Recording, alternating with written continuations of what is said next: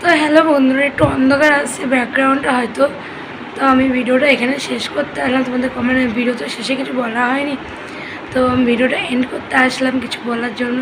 তো তারপরে অনেক মানুষ এসেছিলো, খাওয়া দাওয়া হয়েছিল, তো অনেক কিছুই হয়েছিল। আমি ভিডিওটাতে ক্যাপচার করতে পারিনি, খুব টায়ার্ড ছিলাম।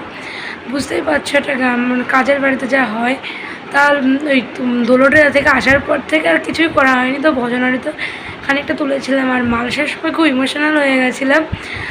তো ওইটা আমি ভিডিও করা একদমই মানে ইচ্ছা হয়নি। বুঝতে পারছো, ঠাকুমা মরে যাওয়ার একটা ই তো আছে, মারা গিয়েছে যেহেতু, তো আর ভিডিও করিনি।